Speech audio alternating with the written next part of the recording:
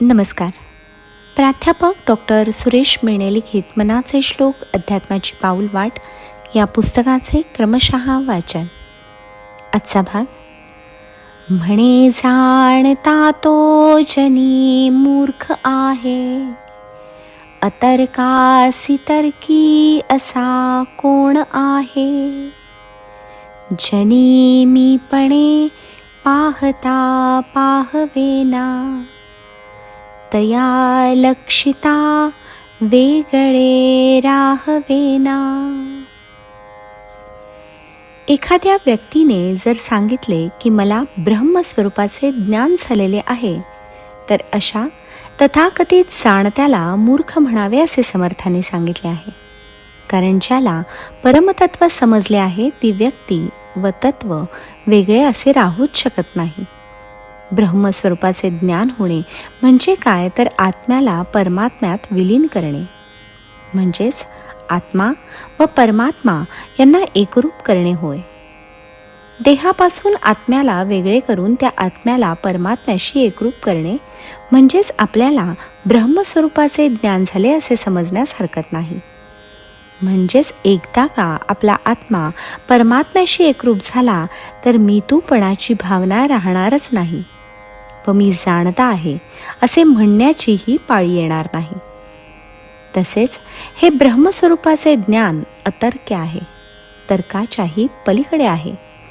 तर्काच्या आधारे माणूस एका विशिष्ट निष्कर्षाप्रत पोहोचू शकतो, एखादी गोष्ट एका मर्यादेपर्यंत मिळवू शकतो, साध्य करू शकतो. परंतु परमात्म्याचे ज्ञान हे तर्काच्याही पलीकडे आहे व ते फक्त ज्ञानचक्षूंनीच दिसू शकते. तर्काच्या पलीकडे पाहणे म्हणजे कल्पनेच्याही पलीकडे पाहण्याचे ज्ञान आपल्याला गुरूकडून मिळू शकते. त्यामुळे ह्या अतर्क्य गोष्टींचा तर्क कुणालाही सहजासहजी करता येत नाही, हेच समर्थांना सांगायचे आहे. त्याचबरोबर समर्थ पुढे सांगतात की ज्याच्याजवळ मीपणा आहे, अहंता आहे, अहंकार आहे, अशांना तर परब्रह्म स्वरूपाचे ज्ञान होऊच शकणार नाही. पाहता पाहवेना असे ते म्हणतात.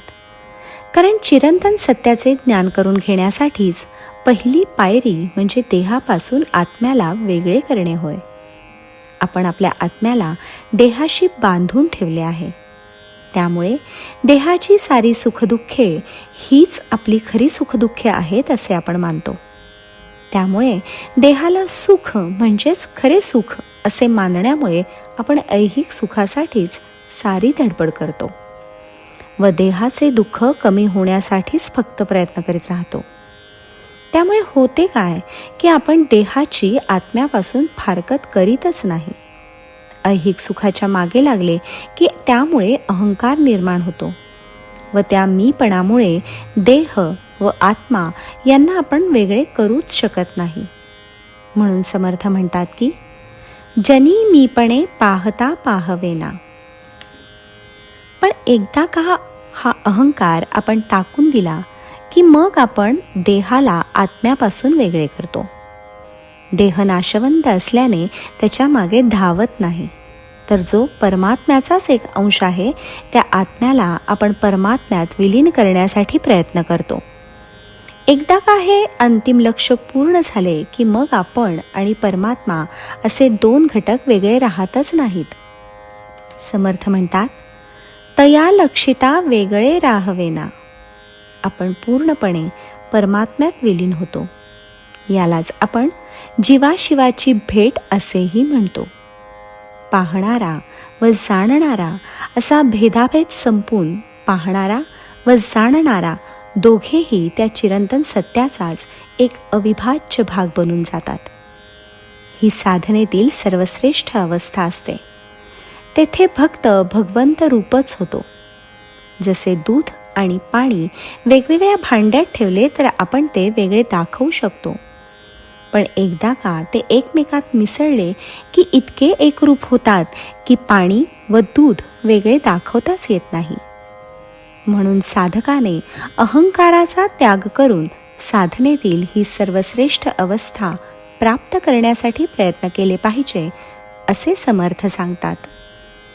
जय जय रघुवीर समर्थ.